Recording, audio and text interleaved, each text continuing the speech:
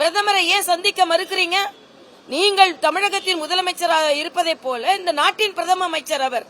ஆக அந்த பதவியை மரியாதை செலுத்த உங்களுக்கு விருப்பம் இல்லையா? இல்லனா நீங்க மக்களுக்கான பிரச்சனையே உங்களோட திமுக பிரச்சனையா பாக்குறீங்களா? இல்லை என்றால் ஆட்சியில் உள்ள பிரச்சனையை கட்சியா பாக்குறீங்களா? ஆக இது மிக மிக வேதனை அளிக்கக்கூடிய ஒன்று தமிழக மக்களுக்கு. அதனால இதை ஒப்புக்கொள்ள முடியாது. தமிழக முதலமைச்சர் முதலில் தமிழக கலாச்சாரத்தை பின்பற்ற வேண்டும் என்று நான் கேட்டுக்கொள்கிறேன். இன்னொன்று, ஒரு பிரச்சனை வர்றதுக்கு முன்னாலேயே மரியாதைக்குரிய பாரத பிரதமர் கோவைக்கு வருகிறார். அவரு கோவைக்கு வருவதற்கு முன்னாலேயே மெட்ரோ கோவைக்கு வராது அப்படின்னு ஒரு பொய் பிரச்சாரத்தை தூக்கி வீசி தவறான ஒரு அரசியலை இண்டி கூட்டணி செய்கிறது என்று எனது வன்மையான கண்டனத்தை நான் பதிவு செய்கிறேன். இங்க சென்னையில 87 கோடிக்கு திட்டமிடப்பட்ட மழைநீர் வடிகால் வாரியம் எதுவுமே செய்யல. இன்னைக்கு ஒரு படம் பார்த்திருப்பீங்க, போட்டை லாரியில கெட்டி ரெடியா வச்சாச்சு.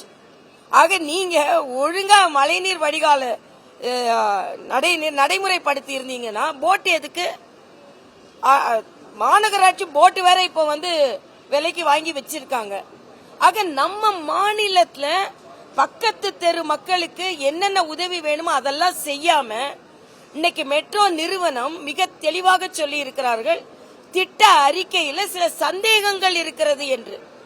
ஆக மத்திய அரசு நல்லது செய்வதான் கேட்கிற. யூபி அரசாங்கத்தில் இருந்தீங்கல்ல, எவ்வளவு மெட்ரோ கொண்டு வந்தீங்க? எவ்வளவு இந்த விமான நிலையத்தை விரிவுபடுத்தினீங்க? ஒண்ணு செய்யல. 5 அமைச்சர்கள் இருந்து ஒண்ணுமே செய்யல.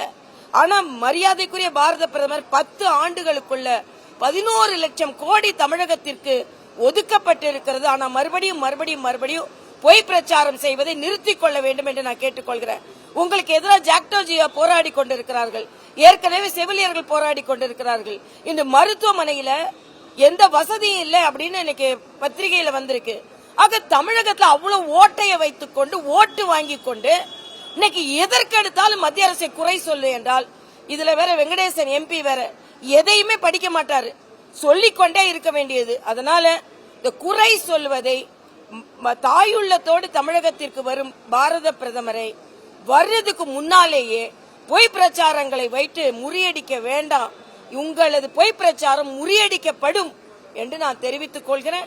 இன்னைக்கு இளைஞர்களும் பெண்களும் பாஜக கூட்டணி பக்கம் இருக்கிறார்கள். அதுதான் பீகாரில் நிலைநிறுத்தப்பட்டிருக்கிறது, வலியுறுத்தப்பட்டிருக்கிறது, நிரூபிக்கப்பட்டிருக்கிறது என்பதை நான் தெரிவித்துக் கொள்கிறேன்.